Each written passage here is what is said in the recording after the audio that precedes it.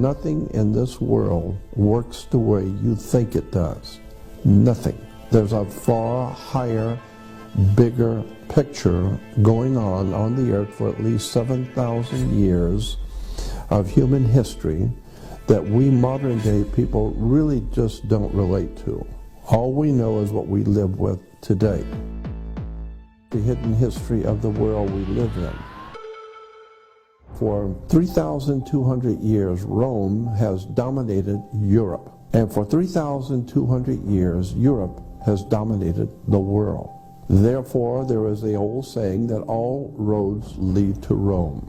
Just keep in mind that what you are seeing happening on the earth today, with all the economic problems, etc., all has a pedigree and all has a background which you need to understand. Our commercial systems, our educational systems, are all based on ancient concepts and belief systems. Knowledge is power.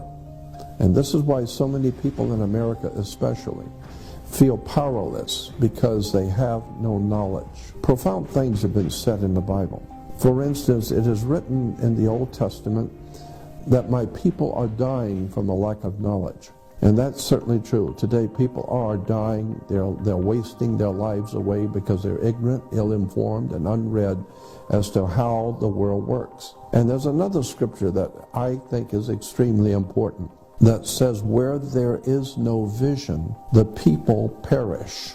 Simply meaning that as long as civilization does not understand where we have come from, where we are now, and where is the whole human race going in the future, if you don't have that kind of spiritual vision, then we're going to perish.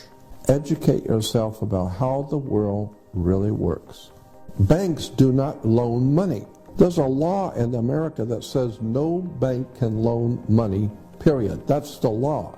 Now, how many people go to get a loan from a bank know that the law in America says no banks can loan money? How many people know that? The way it works is very simple. Suppose you're buying a $30,000 car, $50,000 car. That car, first of all, has to be appraised by a state-approved appraiser. So you have a government appraiser appraise the car for its value. And let's say it's $50,000. Therefore, the paperwork, which represents that $50,000 car, is referred to in commerce and business as commercial paper. And that piece of paper represents $50,000 in business. So what happens is, if you decide you want to buy the car, the dealership sends the paper to the bank. So now the bank has a $50,000 worth of commercial paper. What the bank does is they open up a bank account in your name without you knowing it. All banks do this. They open up a bank account in your name. They sign your name on the bank account, because you can't open a bank account without a signature. So they sign your name on a bank account and open up a bank account for you. But you don't know that. Then they take the $50,000 in commercial paper, which represents $50,000, and they put it into your account. So now you have a bank account in their bank with $50,000 in it. And then they take that bank account and they write a check on that for you. So the first check, for the first $50,000, they write for you, and they sign it for you and give it to you so you can give it to the dealer. So you think the bank has loaned you $50,000. No. The bank merely gave you credit on the commercial paper which they are holding. They are confirming that they have the $50,000 in the bank with the paper. They're holding the pink slip. Therefore, they will give you a credit of $50,000 based on your commercial paper. So they didn't give you anything. You gave them $50,000 on commercial paper. They just gave you a credit, and so that's the way it works. There is no money changing hands. Now let me give you another example that's even easier to understand. Suppose you were a painting contractor, and I hire you to paint my office, and you tell me it's going to cost $100 to paint my office.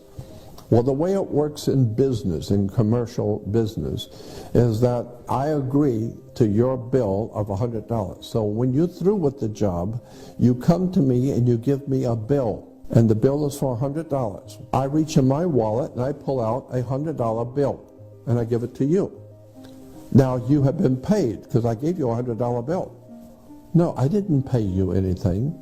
I paid you nothing. You gave me a bill for $100. I reach in my wallet, I give you a bill for $100. It's called a $100 bill. So now you owe me $100. It's a bill. Look on the $100 bill, and at the top it says a Federal Reserve note. It's a bank note, meaning you now owe me $100. It's a bank note. And so if you had given me a bill for $20, I give you a $20 bill. So all we're doing is just exchanging bills. That's why banks are called banks of exchange. So we're just exchanging paper. Nobody has bought anything. And because of that, the law basically says in America, you cannot pay a bill. So understand, when you say that you've got a bill that you have to pay, you cannot pay a bill in America. That's the law. But you can discharge a debt. That's different. Discharging a debt is different from paying a bill. Since you didn't pay for anything, since you're using the Federal Reserve note and you're buying something, you did not pay. You didn't pay the bill.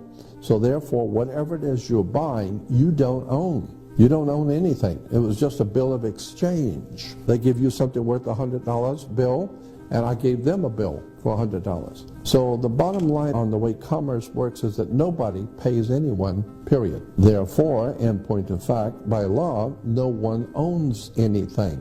Also is why you have to have insurance and a seat belt. It's because you do not own your body.